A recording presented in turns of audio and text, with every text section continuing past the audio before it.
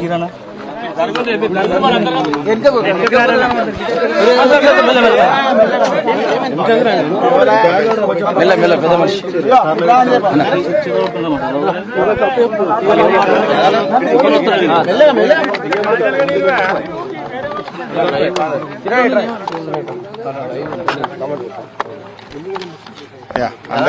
అందరికీ నమస్కారం.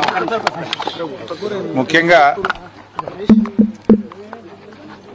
మొన్న ఉదయం పూట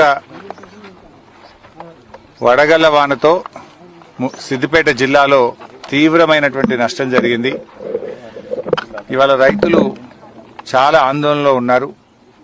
రాష్ట్ర ప్రభుత్వం పంటల బీమా చేస్తామని శాసనసభలో బడ్జెట్లో నిధులు కూడా కేటాయించి మొండిచేయి చూపింది.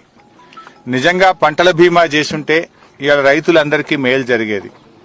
అసెంబ్లీలో చెప్పి బడ్జెట్లో నిధులు పెట్టి పంటల బీమా చేయకుండా రాష్ట్ర రైతాంగానికి తీవ్రంగా అన్యాయం చేసింది ఇవాళ కాంగ్రెస్ ప్రభుత్వం. పంటల బీమా బడ్జెట్లో పాస్ అయ్యి కూడా చేయకపోవడం ఇది రాష్ట్ర ప్రభుత్వం యొక్క తప్పు.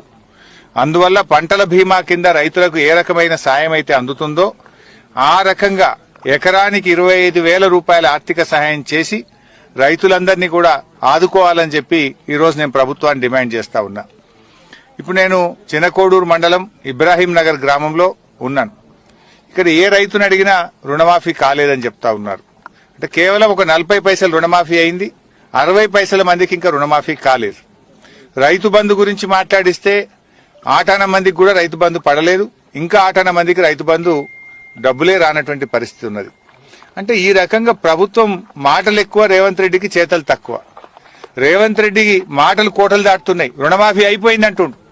నేను మొన్న అసెంబ్లీలో అడిగినా, అయ్యా బట్టి విక్రమార్క గారు రండి మా సిద్దిపేటలో ఏ ఊరికి పోదామో రండి, లేదు నీ మదిరే నియోజకవర్గంలో ఏ ఊరికి రమ్మంటే వస్తా, అందరికీ రుణమాఫీ అయితే నేను ముక్కు నేలకు రాస్తా, నువ్వు రాస్తావా అని అడిగిన. అసెంబ్లీలో కూర్చొని మాట్లాడుతుండ్రు తప్ప ఇవాళ గ్రామాల్లోకి వచ్చి మీరు